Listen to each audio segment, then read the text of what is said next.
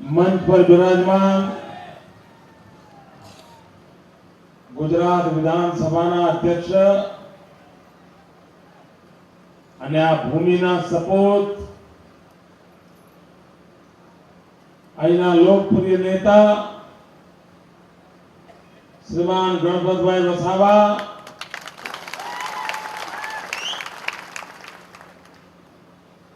મહારાષ્ટ્રમાં ઉપમુખ્યમંત્રી તરીકે ઉત્તમ સેવાઓ આપનાર અને અત્યારે લોકસભાની અંદર નાયબ નેતા તરીકે નેતૃત્વ કરી રહેલ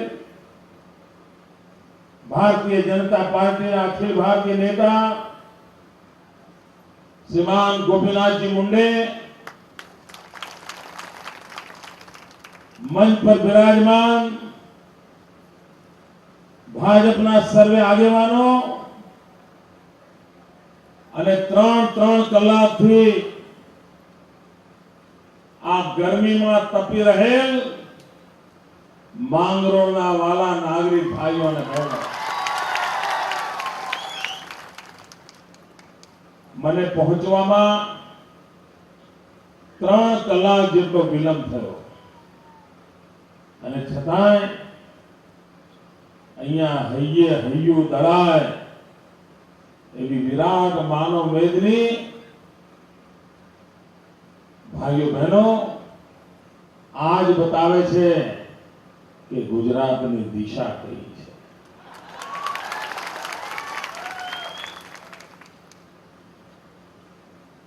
હમણાં ગોપીનાથજીએ કહ્યું મારી સરકારને 11 વર્ષ પૂરા થયા, આજથી 12મા વર્ષનો પ્રારંભ થયો. મારી સરકારનું 12મું વર્ષ ચૂંટણીમાં 12મો મહિનો અને ચૂંટણીમાં 2012નું વર્ષ એટલે એટલું નક્કી કે 12 ભાજપા.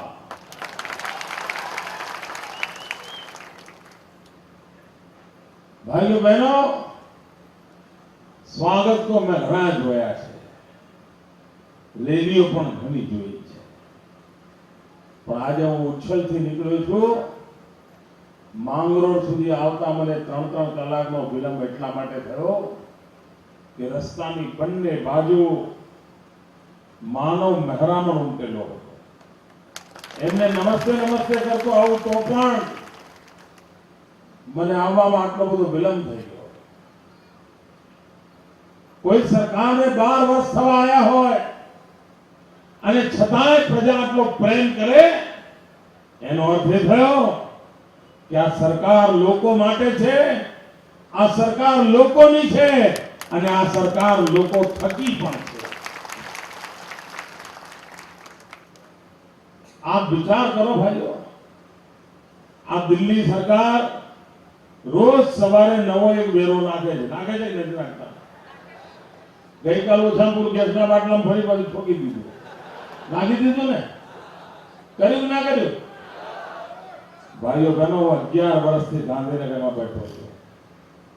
એક નવા પૈસાનો કરવેરો વધાર્યો નથી, એક નવા પૈસાનો. આ ઘટના નાની નથી મિત્રો.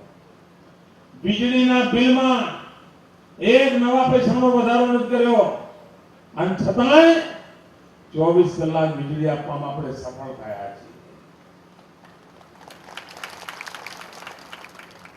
અને હું દાવા સાથે કહું છું ભાઈઓ, આપ ગુજરાતના કોઈ પણ ખૂણામાં જાઓ, કોઈ પણ દિશામાં 25 કિલોમીટર જાઓ,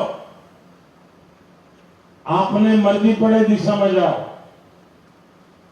કોઈ પણ દિશામાં જશો તમને સરકાર દ્વારા ચાલતું કોઈ ને કોઈ વિકાસનું કામ જોવા મળશે. ક્યાંક રોડ બનતો હશે, ક્યાંક નાળું બનતું હશે, ક્યાંક પાઇપો પથરાતી હશે, ક્યાંક શાળાનો ઓરડો બનતો હશે, ક્યાંક હોસ્પિટલ બનતી હશે, ક્યાંક આંગણવાડીનું મકાન બનતું હશે, ક્યાંક નાનો મોટો ચેક નંબર બનતો હશે, ક્યાંક તળાવ ખોદાતું હશે. 25 કિલોમીટર તમે કોઈ પણ દિશામાં જાઓ આપને વિકાસનું કામ જોવા મળે ને મળે એવો મારો દાવો છે. ગામડામાં બધા કેડીઓ ભેગા થાય ને, સાંજના સમયે બેઠા હોય ને ગપ્પા ગોષ્ઠી ચાલતી હોય, ભોકા પાણી ચાલતા હોય, ચા પાણી ચાલતા હોય, તો વાતો કરે, બધા વડીલો વાતો કરે. વાતો શું કરે? આ મારો વાલો મોદી આટલા બધા રૂપિયા લાવે છે ક્યાંથી? આવી વાતો કરે છે ને, જવાબ આપો, કરે છે લોકોને અચરજ થાય છે, આટલા બધા રૂપિયા આવે છે ક્યાંથી? ભાઈઓ બહેનો, આટલા બધા રૂપિયા એટલા માટે આવે છે, એ પૈસા તો તમારા જ છે. આજે ગાંધીનગરમાં એવી ઈમાનદાર સરકાર બેઠી છે કે તમારી પાઈનો ઉપયોગ વિકાસ માટે થાય છે.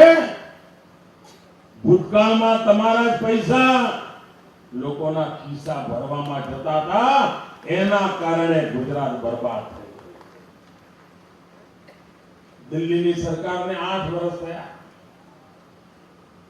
ડોક્ટર મનમોહનસિંહજીની સરકાર, એમને હું રોજ પડકાર ફેંકું છું કે ડોક્ટર મનમોહનસિંહ આવી જાઓ,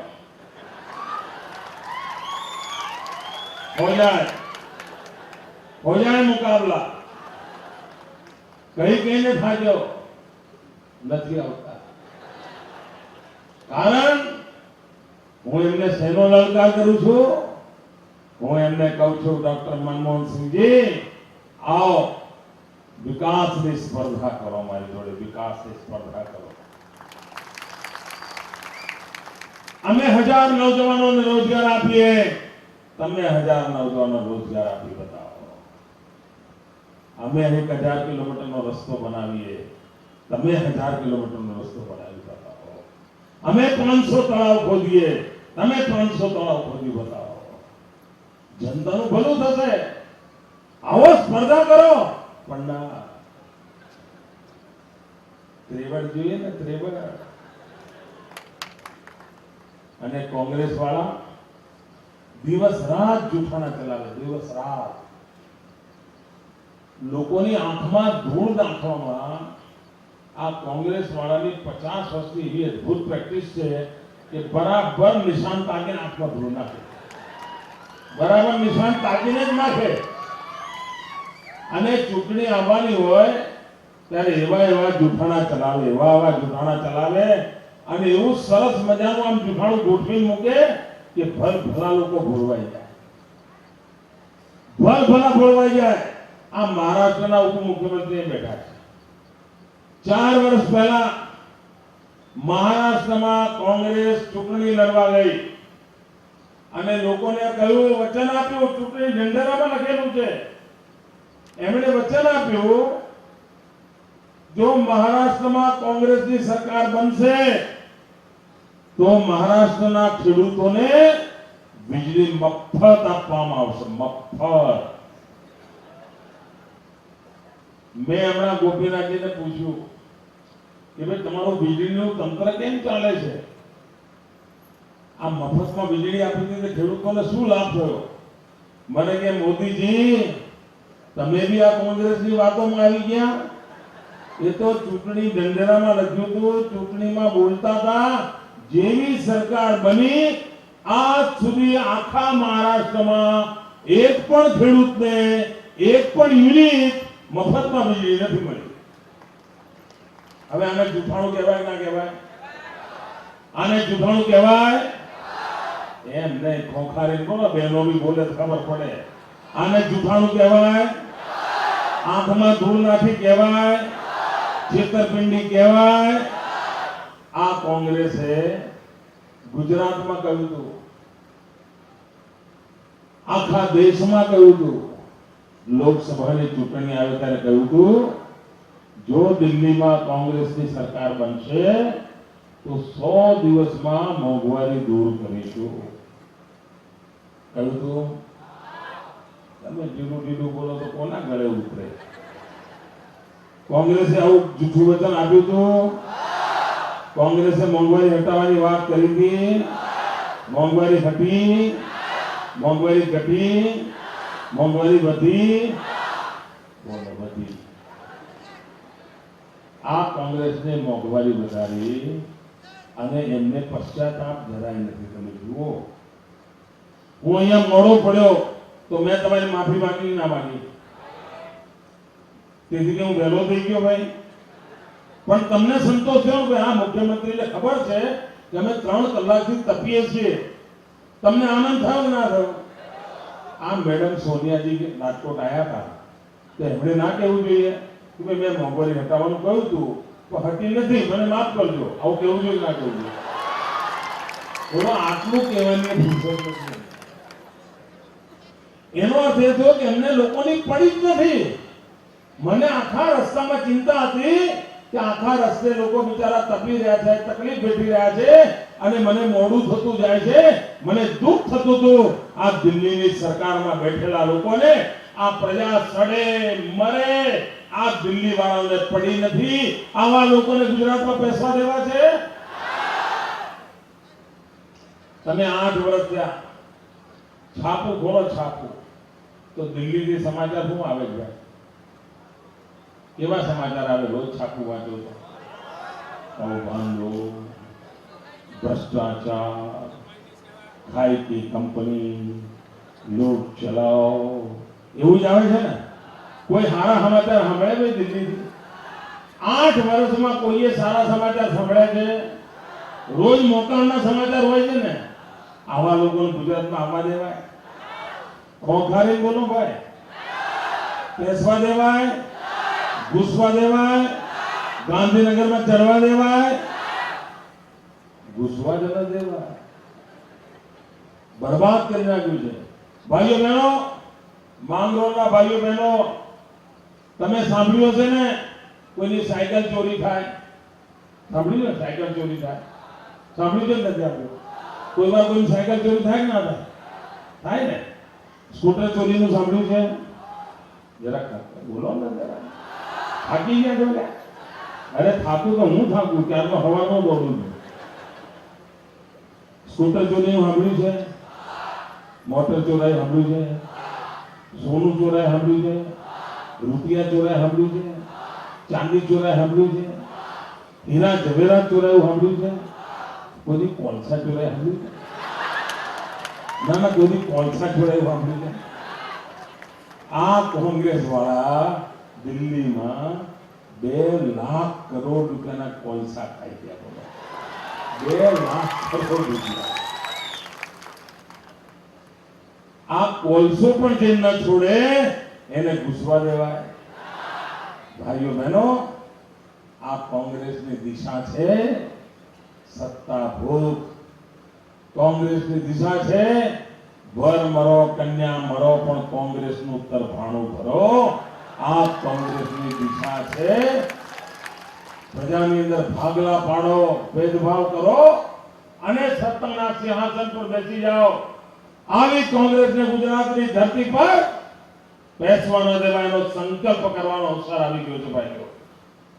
ભાઈઓ બહેનો, હું આજે આપની વચ્ચે આવ્યો છું ત્યારે 11 વર્ષ મને સેવા કરતા કરતા થઈ ગયા છે. ત્યારે હું મન મૂકીને વાત પૂછવા માંગુ છું, દિલથી પૂછવા માંગુ છું. જવાબ આપશો? આવો ઢીલો ઢીલો આપો શું કામ? ના ના, જવાબ આપશો?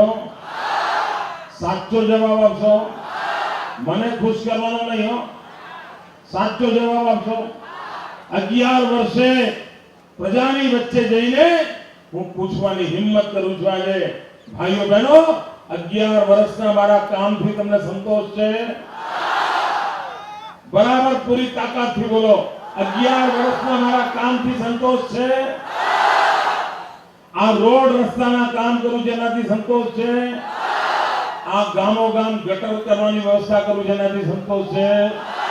આ ગામો ગામ પાણીના નળ નખાવું છું એનાથી સંતોષ છે? આ વીજળીના સબસ્ટેશનો ઉભા કરું છું એનાથી સંતોષ છે? આ ઠેર ઠેર વીજળીના કારખાના નાખું છું એનાથી સંતોષ છે? આ ખેડૂતોને એની જમીનના પૂરતા ભાવ મળે એના માટે ખડે પગે ઉભો રહું છું એનાથી સંતોષ છે? આ માંગરોળના ખેડૂતોને પૂરતા ભાવ અપાવ્યા એનાથી સંતોષ છે? આ ખેડૂતોને પાણી મળે એના માટે કામ કરું છું એનાથી સંતોષ છે? આ બહેનોના સખી મંડળ ચલાવીને કરોડો રૂપિયા આપું છું, એનાથી સંતોષ છે? આ બહેનોને ભણાવવા માટે ગામો ગામ જઈને દીકરીને ભણાવવા મહેનત કરું છું, એનાથી સંતોષ છે? આ શિક્ષણના નવા નવા કોલેજો ચાલુ કરું છું, આઈટીઆઈ ચાલુ કરું છું, યુનિવર્સિટી ચાલુ કરું છું, એનાથી સંતોષ છે? આ મફતમાં 108 દોડાવું છું, એનાથી સંતોષ છે? ખરેખર સંતોષ છે દોસ્તો? બહેનો જરા તમે મને આશીર્વાદ આપો. સંતોષ છે? જોરથી કહો, આ સંતોષ છે? તો ભાગ્યે નહીં બોલ્યું, મેં ક્યાં કહ્યું છું? બહેનો સંતોષ છે? ભાઈઓ બહેનો, તમને બધાને સંતોષ છે, પણ મને નથી. મને નથી. આપને આટલો બધો સંતોષ છે 11 વર્ષ કાળી મજૂરી કર્યા પછી પણ હજુ મને સંતોષ નથી. કારણ મારા સપના જુદા છે.